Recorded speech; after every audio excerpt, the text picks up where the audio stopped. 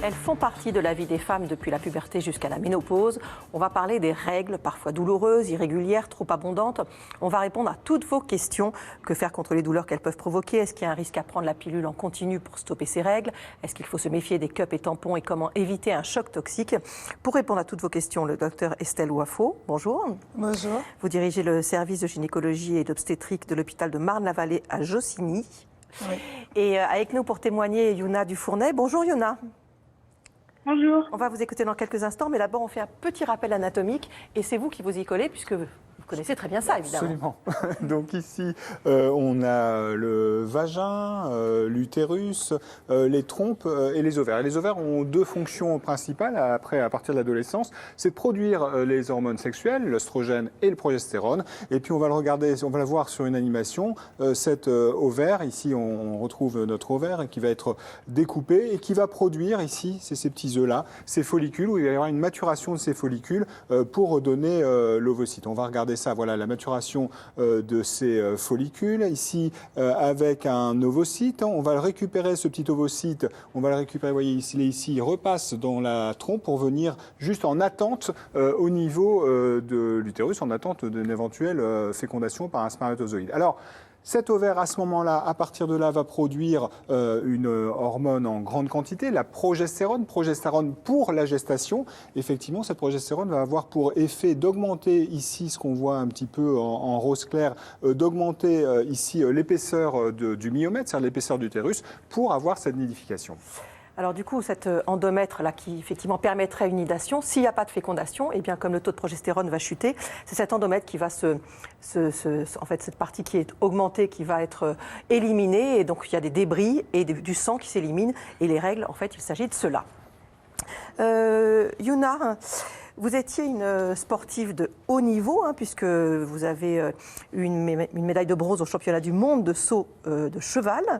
Vous avez commencé à quel âge la gymnastique ? Alors, j'ai commencé la gymnastique, j'avais 18 mois, donc c'est de la baby-gym. D'accord.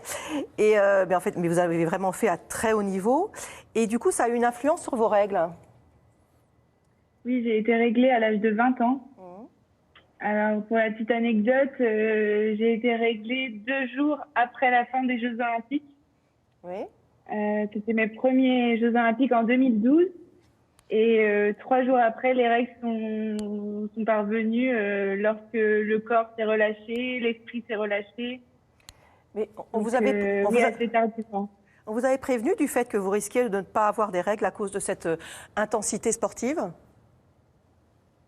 Oui, je suis arrivée à l'INSEP à l'âge de 17 ans, donc j'ai été suivie par une gynécologue dès le début, puisque c'est pas normal quand même de ne pas avoir ses règles à l'âge de 17 ans. Et elle m'avait prévenu que le sport à outrance, surtout la gymnastique qui demande 35 heures de sport, 6 heures par jour, une intensité très très forte, pouvait faire dérégler, on va dire, le cycle hormonal d'une femme. Et à partir de 18-19 ans, j'ai été suivie en plus par une endocrinologue. Et elle, cette fois-ci, était plus rassurante et m'a dit elles vont arriver. Si elles n'arrivent pas à un instant T, on les déclenchera par des hormones de substitution. Et on trouvera une solution ensemble et pas s'inquiéter plus que ça. Mais de ne pas avoir ces règles, c'est quelque chose qui vous inquiétait ou pas? Ou vous le viviez plutôt bien? Ça me trottait dans la tête. Ça ne m'inquiétait pas que je faisais énormément de sport et ma sœur est une personne qui a beaucoup souffert par les règles. Ma mère aussi, elle me disait tant que ça n'arrive pas, tant mieux. C'est une souffrance de moins à avoir. Vous étiez tranquille. Après, oui, en tant que jeune femme, on a envie de devenir une femme à un moment donné. Oui, ça me trottait dans la tête, on va dire. Et à l'âge de 20 ans, quand elles sont arrivées, ça a été quand même un soulagement de me dire bon, ça y est, mon cycle peut commencer. On va voir comment on l'a vécu, mais comment on explique cette absence de règles ou ce retard lié à cette intensité? Alors, comme vous l'avez très bien expliqué, la survenue des règles est liée à un flux d'hormones, une sécrétion d'hormones qui est variable dans le cycle. Donc, on a une augmentation progressive d'œstrogène en première partie de cycle qui va augmenter la muqueuse. Et lorsqu'elle n'est pas fécondée, la progestérone avec la chute, va diminuer cette muqueuse qui va se déliter. Et en fait, parfois, un peu comme quand on prend la pilule, on a un flux d'hormones qui est diminué, enfin une sécrétion d'hormones qui est un peu diminuée ou qui est pas aussi intense que ce qu'on pourrait s'attendre. Et donc, la muqueuse de l'utérus, donc l'endomètre, reste assez fine. Et donc, il n'y a pas de saignement, il n'y a pas de tissu qui se délite. D'accord. Question de Pauline, pourquoi les menstruations sont-elles douloureuses ? Est-ce que c'est normal qu'elles le soient ? Et si oui, pourquoi ? Alors, on ne va pas dire que c'est normal d'avoir mal, mais ça peut arriver. La douleur est très variable et très variablement ressentie en fonction des femmes. Sur le dessin que vous avez montré, on voit en coupant l'utérus qu'on a la muqueuse donc à l'intérieur de la cavité qui s'en va, et tout autour, c'est le muscle de l'utérus qui s'appelle le myomètre. Et donc, pour pouvoir évacuer le sang, il se contracte comme un muscle. Et donc, ce sont ces douleurs que l'on peut ressentir. Yuna, les premières règles, elles ont été douloureuses ? Oui, très. Ouais. Très douloureuse, bas du ventre, le dos. Et surtout, je continue à m'entraîner énormément. Donc, c'est une véritable gêne. Quand on s'entraîne 6 heures et qu'on a un mal de ventre à se plier en deux, c'est atroce. C'est une perte de concentration. C'est une angoisse puisque nous, on s'entraîne en juste au corps ou en short. Donc, je vous laisse imaginer s'il y a le moindre accident, c'est compliqué. On fait de la gym, donc on a les jambes écartées, on fait des positions gymniques, donc des sauts en l'air. Donc oui, c'est particulier. Aïssata demande si les règles peuvent être un indicateur sur la santé ou la fertilité d'une femme. Alors, on aimerait, mais pas toujours. Parce qu'on a des jeunes femmes, dans la plupart des cas, qui ont des cycles strictement normaux et réguliers et qui ont une infertilité qu'on découvrira plus tard quand elles voudront avoir un enfant. Tout comme on a des femmes qui ont des cycles complètement irréguliers et qui peuvent tomber enceintes. Donc, bien évidemment, on s'attend toujours à ce qu'une femme qui a des règles est fertile, comme 95% des femmes. Mais ça ne veut pas forcément dire que les femmes le seront, mais ça va le plus souvent dans la nature des choses. C'est vrai que les règles restent quand même un sujet tabou, on n'en parle pas à haute voix. Certes, elles font partie de l'intime féminin, mais c'est aussi parce que les règles ont toujours été assorties à des croyances populaires, généralement très négatives. Vous voyez ces explications signées Lucille Degout et Olivier Leplan. Elles terniraient les miroirs, dérégleraient les boussoles. Les règles ont toujours été au cœur de croyances populaires. Et la plus universelle d'entre elles, le sang menstruel est impur. Ce sont des croyances qui ont été diffusées à travers des traités, à travers des textes de Pline l'Ancien, d'Aristote, et qui ensuite sont passés de génération en génération, et aussi dans des croyances, on va dire, plus traditionnelles, populaires, dans les campagnes. On pensait à un moment donné qu'une femme, pour tuer les limaces, on encourageait dans le Poitou, au XIXe siècle, les femmes à traverser les champs quand elles avaient leurs règles, cul nu, en soulevant leur jupe, puisque le sang menstruel étant empoisonné, ça allait empoisonner les limaces. Ce sang menstruel ferait aussi tourner la mayonnaise, altérerait le vin et gâterait la viande. Si le sang des règles est si impur, c'est qu'il est associé à l'infertilité. Une femme qui a ses menstruations n'est pas fécondée, or la fécondité est synonyme de pureté. C'est un sang qui est très négatif. On voit de quelle façon une femme qui saigne, c'est quelque chose de dangereux dans les sociétés traditionnelles. Donc le sang des règles va être profondément condamné et d'une certaine façon, c'est un danger de mort. C'est pour ça que les hommes ne doivent pas l'approcher ou elle ne doit pas approcher les hommes. Dans certaines régions de brousse traditionnelles en Afrique, eh bien, il y a des cases pour les femmes qui ont leurs règles de façon à ce qu'elles ne contaminent pas, qu'elles ne soient pas proches du reste du groupe. Cette éviction pendant les règles, liée à l'impureté, on la retrouve dans de nombreuses cultures et dans les 3 grandes religions monothéistes, le judaïsme, l'islam et le christianisme. Le point commun aussi entre la Bible, la Torah et le Coran, c'est qu'une femme réglée ne peut pas être une bonne croyante. une femme, pendant ses menstrues, bon, évidemment, interdiction d'actes sexuels, etc. Mais par exemple, voilà, dans le Coran, elle ne peut pas aller à la mosquée, elle ne peut pas toucher même le Coran. Pareil, dans la Torah, elle est censée ne pas partager la couche de l'homme, etc. Enfin, il y a un truc on doit l'éloigner, en fait, du divin ou du sacré, puisqu'elle représente vraiment l'impureté totale. C'est vraiment là-dessus, ils sont assez d'accord en fait. Il y a un œcuménisme en fait de la vision religieuse sur les règles. Faute de connaître les secrets de la fécondation, on a longtemps pensé que le coït pendant les menstruations était responsable de malformations chez le fœtus et même de la couleur des cheveux. Au Moyen-Âge jusqu'au 19e siècle, on considérait qu'un enfant roux qui naissait était le signe qu'il y avait eu procréation pendant les règles. Et donc, un enfant roux, c'était le signe du diable, mais surtout le signe du péché. Et on retrouve ça. C'est-à-dire qu'aujourd'hui, au 21e siècle, il y a des gens qui disent bah oui, à l'école, on disait t'es roux, ta mère a baisé pendant les règles. Des croyances populaires qui entretiennent le tabou autour des règles. Un tabou qui persiste aujourd'hui jusque dans les publicités pour les protections hygiéniques, où le sang menstruel est encore très souvent représenté en bleu. Bon, on a un peu évolué quand même. Véronique nous dit qu'avec les années, ces douleurs prémenstruelles se sont transformées en gros coups de blues 1 ou 2 jours avant. C'est dur de lutter contre. Qu'est-ce qu'on propose aujourd'hui aux femmes ? Alors, globalement, ce qu'elle décrit, c'est ce qu'on appelle le syndrome prémenstruel.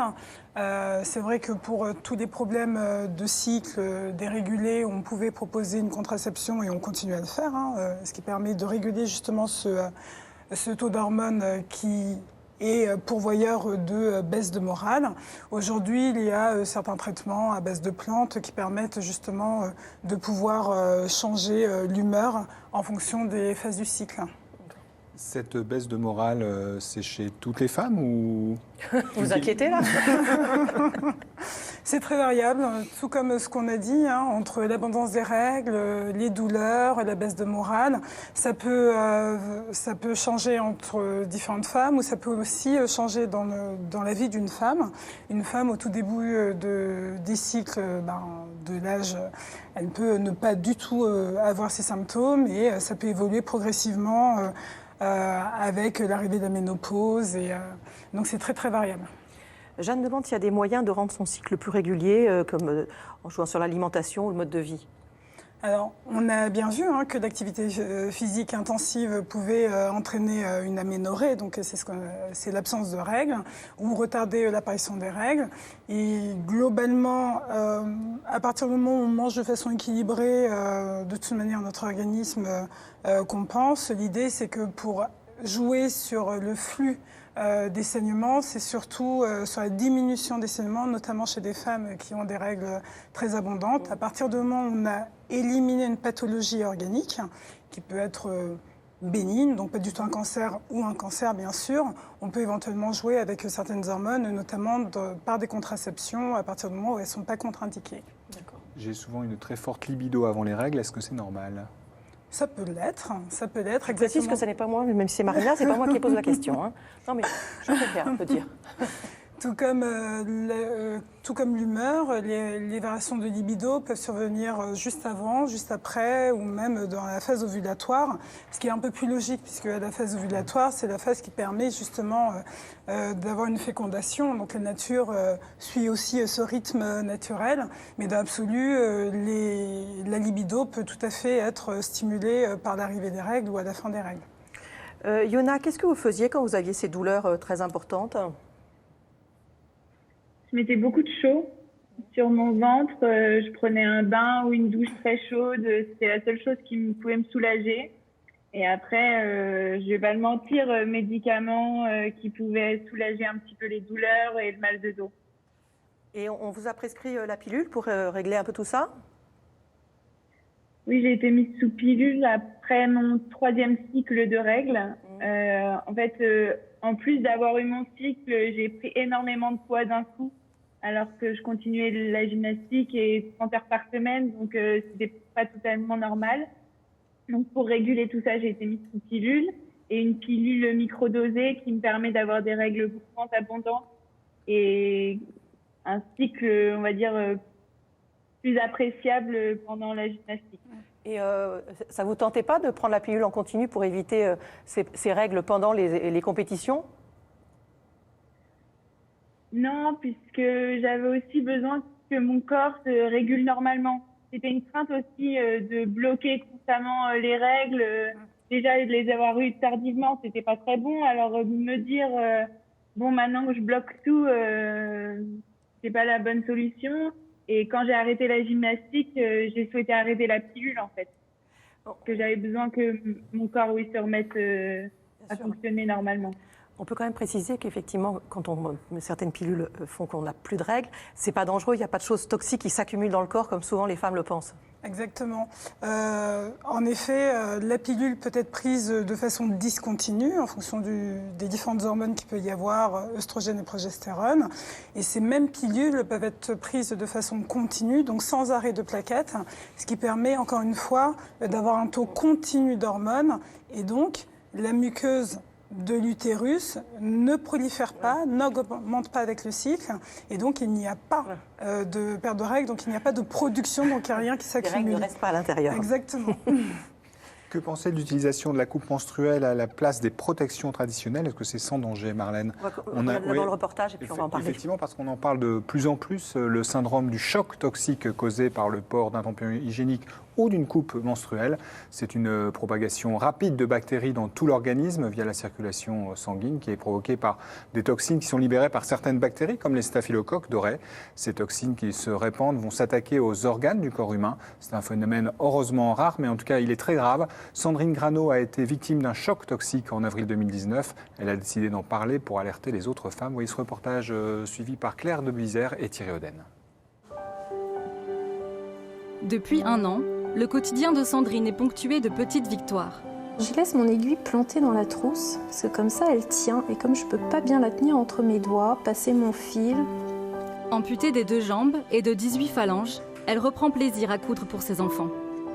Reprendre la couture, c'était reprendre ma place de maman en fait, parce que refaire un costume, réparer un vêtement qui est déchiré, recoudre un bouton, c'était ce que je faisais avant pour eux et je ne pensais pas que je pourrais le refaire. Enfin, pour moi, c'était infaisable. Puis, à force de patience, je me suis rendu compte que je pouvais, comme je peux à peu près tout faire avec mes mains, si je prends le temps. Mère de famille et infirmière libérale, elle a été victime d'un choc toxique, une infection bactérienne généralisée liée au port d'une coupe menstruelle. Sa vie a basculé en quelques heures. Tout a commencé par de simples douleurs abdominales. J'étais en fin de règles. Je me suis dit, c'est peut-être ma coupe menstruelle aussi qui me gêne parce que j'avais des règles très abondantes et qui duraient aussi très longtemps. Donc au bout d'un moment, des fois, ça gêne. Donc je l'ai enlevée et puis on s'est couché. J'ai couché les enfants, j'ai fait ma petite popote du soir. Et puis en fait, ces douleurs, elles sont devenues de moins en moins gérables. Et puis là, j'ai commencé à vomir. Beaucoup, à avoir des diarrhées très violentes. Son état se dégrade très vite. Au petit matin, le médecin décide de la transférer d'urgence à l'hôpital. Quand je suis arrivée sur la table d'intervention, j'ai fait un rash cutané, je suis devenue rouge écarlate. Et le médecin qui était présent à ce moment-là a tout de suite compris que j'étais en train de faire un choc toxique, que c'était très grave et du coup qu'il fallait me sédater et me transférer en réanimation. Après 3 semaines en réanimation, la jeune femme doit être amputée des extrémités. Aujourd'hui, Sandrine tente de reprendre une vie normale. Ça, c'est pas facile pour moi, le journal. Elle a choisi de raconter son histoire pour alerter sur le choc toxique et dénonce le manque d'informations claires sur la durée maximale du port des coupes menstruelles. On ne devrait pas se retrouver amputé parce qu'on a eu ces règles. Enfin, c'est complètement dément. Moi, je suis tombée des nues, la première, en allant voir toutes ces fameuses notices de coupes menstruelles et de me dire mais en fait, on doit faire quoi? Enfin, je comprends pas. C'est 6 heures, c'est 12 heures, c'est la nuit, c'est pas la nuit, c'est stérile, c'est pas stérile. On fait quoi? Et je me disais, mais si moi je suis perdue, les autres doivent être perdus aussi. Enfin, il n'y a pas de raison, je suis pas plus bête qu'une autre. Et non, en fait, on n'en parlait pas. 1 an après son opération, la vie de Sandrine reste rythmée par les soins. Elle se rend encore régulièrement chez son orthoprothésiste. Et t'as mal où? J'ai mal en dessous, en fait, ça fait comme un hématome. Le volume de ses moignons a diminué et ses prothèses ne sont plus adaptées. Et aujourd'hui, ce qui influe sur les variations de volume, elle a diminué fortement les médicaments. Donc tout ce qui est antidouleur et puis même antidépresseur, ça fait gonfler les parties diphthales. Donc quand on les arrête, ça diminue. Et puis il y a également elle a perdu du poids. Un petit peu plus longtemps. Le spécialiste refait le moulage de ses jambes afin de changer les emboîtures de ses prothèses provisoires. Sandrine récupéra ainsi un confort de Là, marche. t'arrives plus du tout à marcher. Il y a un mois, t'étais comment quand tu venais là? Oh, je pleurais il y a un mois. Non, t'étais en fauteuil roulant. Quand je regarde en arrière, là c'est incroyable quoi. Il y a un an j'étais dans un lit d'hôpital et aujourd'hui je peux faire des courses et je peux faire plein de choses comme tous les autres en fait. Et je me dis que je vais encore gagner une autonomie incroyable. Une autonomie qui permettra à Sandrine de mener son combat. Elle espère bientôt organiser des actions de sensibilisation sur le choc toxique auprès d'adolescentes.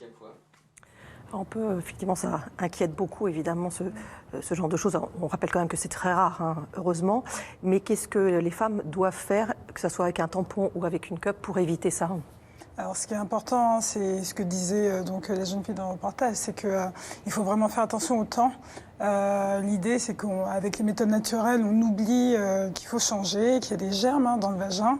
Donc, il faut changer régulièrement la coupe, comme on change un tampon, comme on change une serviette. Ça veut dire quoi, régulièrement? Régulièrement, toutes les 3-4 heures. Après, ça dépend aussi du flux. Il y a peut-être des femmes qui ont un flux un peu plus abondant et qui nécessitera de changer de façon plus rapprochée, mais globalement, pas plus de 4 heures avec un tampon ou une cup. Donc, on ne regarde pas la nuit, pardon. On regarde pas la nuit. Alors, il vaut mieux éviter la cup la nuit. Parce que justement, il y a aussi tous ces germes qui prolifèrent, donc plutôt mettre une serviette. Et alors, vous l'avez bien dit, effectivement, en fait, c'est des germes que l'on porte en nous. C'est-à-dire que ce n'est pas le problème qu'un tampon soit bio ou pas bio, qu'il soit cher ou pas cher. C'est le fait simplement d'avoir un corps étranger dans le corps. Exactement. Et on sait si on a plus de risques d'avoir ce choc avec des cups, des coupes menstruelles ou des tampons? Alors après, il n'y a pas d'études aujourd'hui sur ces différents moyens de protection. La question est de savoir bien sûr la fabrication de ces produits, mais aujourd'hui on fait bien attention aux normes françaises, européennes, et on peut se dire que de façon quand même sécuritaire, ce qui est vendu en France hors Internet est quand même assez bien cadré, mais c'est vraiment la régularité du changement qui importe. J'ai des règles plus abondantes depuis quelques années avec des cycles de moins de 28 jours. Est-ce que ça peut être des signes de la ménopause? C'est une femme qui a 42 ans. Alors, peut-être pas. Parce qu'en général, au contraire, pour les signes de la ménopause, les règles deviennent soit en effet un peu plus abondantes, mais souvent irrégulières.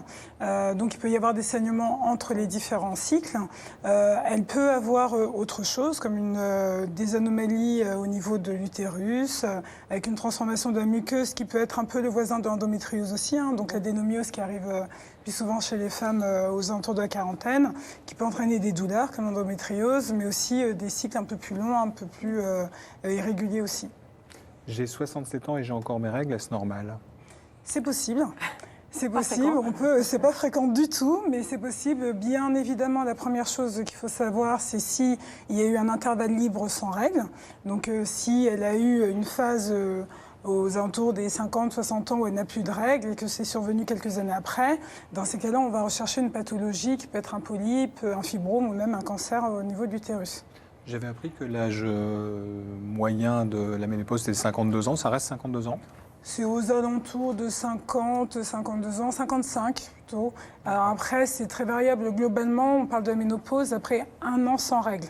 Et c'est vrai qu'on ne fait plus trop de prise de sang pour avoir les taux d'hormones, parce que globalement, c'est clinique. Et les patientes, elles le ressentent, elles nous le disent. Et c'est aux alentours de 55 ans en France. Yona, vous avez arrêté le sport de haut niveau en 2016, mais vous continuez à en faire quand même tous les jours. Là, ça n'a plus d'impact sur vos règles? Non, plus du tout. J'ai été mise sous stérilet il y a 3 ans, quand j'ai arrêté le haut niveau. Oui. Et maintenant, j'ai un cycle classique. D'accord. Ayant un souhait de grossesse, je vais arrêter la pilule que j'ai prise pendant 7 ans. Quelles conséquences pour les règles à venir? Aucune. Elle peut retrouver dès le cycle de l'arrêt des règles strictement normales. Parfois, il peut y avoir 2-3 cycles un petit peu anarchiques, mais dans l'absolu, elle peut tomber enceinte dès l'arrêt de la pilule. Et la preuve, il suffit qu'une femme oublie la pilule une seule fois et elles peuvent tomber enceintes. Donc effectivement, l'idée avant qu'on arrêtait tous les ans la pilule pendant un mois pour que le corps se remette à fonctionner, c'est pas une bonne idée. C'est comme ça que ça fait des bébés. Pas forcément, oui. Merci beaucoup pour avoir répondu à toutes ces questions. Merci beaucoup, Yuna. Merci à vous D'avoir participé à l'émission. Demain, dans Allo Docteur, on répondra à toutes vos questions sur le plastique et ses dangers qu'on trouve absolument partout, qu'on a trouvé encore plus pendant le confinement. Et évidemment, on proposera des alternatives à tous les produits qui contiennent du plastique quand on peut remplacer. Ok, je devais enchaîner, non? Excellent. Vous pouvez dire au revoir. Merci. Ok, au revoir, excellent après-midi. À demain. Et à demain, ce que vous voulez, oui, ce que vous voulez. Bon, à demain. Passez une bonne après-midi. À demain.